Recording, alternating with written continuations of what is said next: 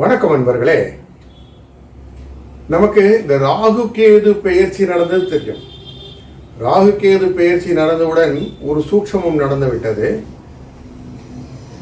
ராகுவானவர் கும்பத்தில் இருக்க, சுக்கிரன் சனி மீனத்தில் இருக்கிறார், புதனானவர் நமக்கு மேஷத்திலும், சூரியன் தற்போது ரிஷபத்திலும் இருக்கிறார், மிதுனத்திலே கும்பம் குரு இருக்கிறார், செவ்வாய் கடகத்தில் அமர்ந்திருக்க, கேது சிம்மத்தில் அமர்ந்திருக்கிறார்.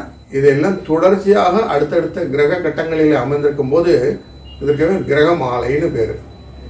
அதுவும் ராகு கேது என்ற இரண்டு கண்ணில்லாத கிரகங்கள் அப்படின்னு சொல்லுவோம், சாயா கிரகங்கள் சொல்லுவோம்.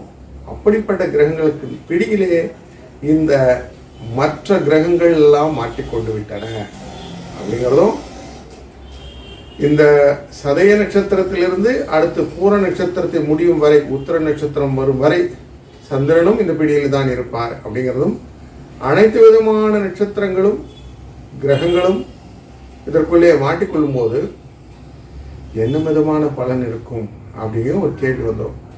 கிரகமாலையினாலே வரக்கூடிய சூட்சமம் என்ன, அதனால் வரக்கூடிய நன்மை தீமை என்ன அப்படிங்கிற ஒரு பெரிய கேள்வி எல்லாருக்கும் வந்துடும்.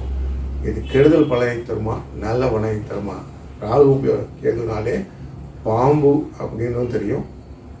கண்ணுக்கு தெரியாததுனாலும், ராகு எவையும் பெருசாக பண்ணுவதனாலும், கேது எல்லாத்தையும் சின்னதாக பண்ணுவதனாலும் வளர்ச்சி கொடுக்குமா இல்லை சுருக்கமாகுமா? ஏற்கனவே இருக்கக்கூடிய குழப்பங்களிலே இதுவே புதிய குழப்பமா?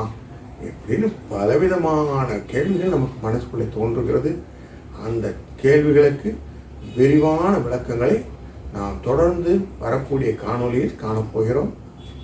அதை நாம் பார்த்து ஒரு ராசிக்கு எப்படி இருக்குன்னு பிரித்து பார்த்து, உண்மையிலேயே இது நமக்கு பாதகமாக இருந்தால் அதுக்கு என்ன பரிகாரம், சாதகமாக இருந்தால் அதை எப்படி இன்னும் மேற்கொண்டு சாதகமாக்கிக் கொள்வது என்பதையும் தெளிவாக்கிக் கொள்வோம்.